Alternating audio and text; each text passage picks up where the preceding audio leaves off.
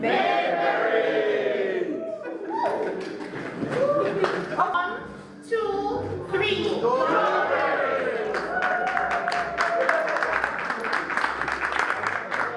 So, Ryan Foster and Mrs. Anika.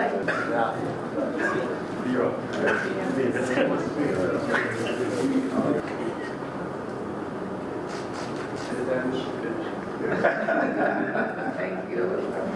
Okay, and then we're with you.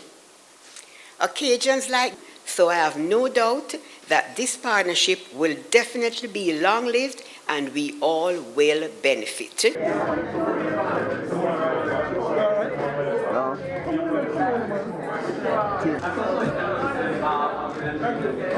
We're going to ask the technician to play some music, and we ask you to stay in your seat and talk a little bit while. In terms of this massaging and good afternoon. So I'm going to start by thanking you together. I want to say a big thank you to her. And just thanks to each and every one of you for being here today. Take some photos, but to kind of small up yourselves so that we can put the tables and chairs in here.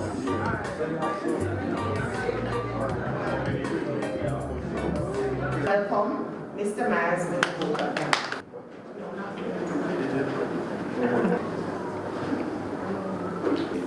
Into profit and value for our members. Let's talk capitality and sustainability of sport, our continuous income streams. The process did not involve at all twisting of the arm. You will know Gary very well, and he's always online and on the same web page. This is a historic partnership, and it was quite seamless because we have two parties who are like-minded.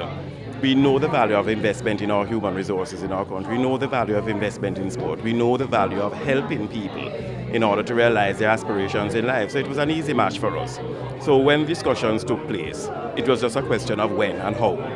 Because philosophically, we had already gotten over that hurdle, and it was just a question of how we can operationalize it. It gives an indication that after 4 years, sitting back down with probably Mr. Pate still be there. Yes. It will be more money. Well, we never know what the future is. What I can tell you, though, is that Mayberry is a heavy investment in the human capital of this country. And if that philosophy continues to inform them, then I have no doubt that we'll be around the negotiating table in the next 4 years and looking at human capital and not necessarily just sport. We're interested in improving the lives of our people, giving our young people a vision not only of self but of country. And therefore, I think 4 years from now, we'll be at the table. So that after the association, after the relationship financially has expired, each association will understand and know how to get their own fish. I made reference to the country's growth rate, and in my presentation I spoke about giving a fish before teaching somebody how to fish. So we believe the economy is improving and it's doing very well, and we think that's going to translate into more people participating in different sports. You cannot have sports without financial aid. And our position is that initially we will give this financial aid, but the biggest thing that we're giving with this relationship is our knowledge of investing and creating money and growing wealth.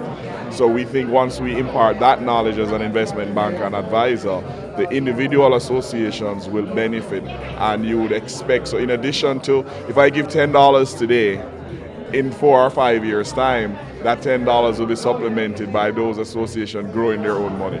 You know, so that will result in a much stronger and a more vibrant Jamaica Olympic Association, and that's what we hope to achieve with this relationship.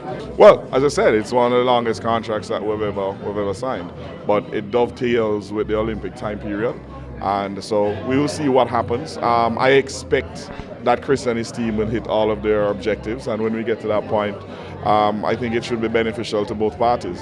But let's deal with it now. They have to prepare for next year, and we're doing our part to assist with that. Arna, before I go into my speech, most successful world championship, 30 medals. So I don't know if it's luck. One of the things, the business model that we articulated in 2017-2018 is that collectively we can achieve much. Hence why we would have formed a partnership with Starlight. Hence why we would have formed and renewed our partnership with Puma and Toyota, and our partnership with Lasco for the next 3 to 4 years. collectively, those positions in terms of cash funding within the GOA is what we'll be using to fund the respective Olympic sport and the dreams of our athletes and administrators. So we don't look at it on an individual partner basis, on an individual sponsorship basis.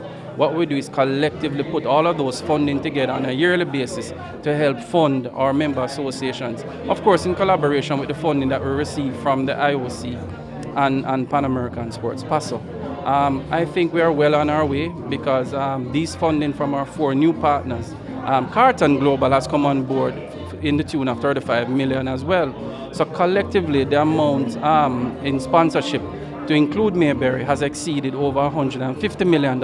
And that is the amount that we need to look at strategically in terms of how that $150 million from our 4 or 5 new partners will be used to help achieve the objectives of our member associations as well as the GOA proper. And I think partnerships such as these with the Mayberries, etc., will go a far way in terms of achieving what we want to achieve, not just for now, but for 2024 and 2028 Olympics.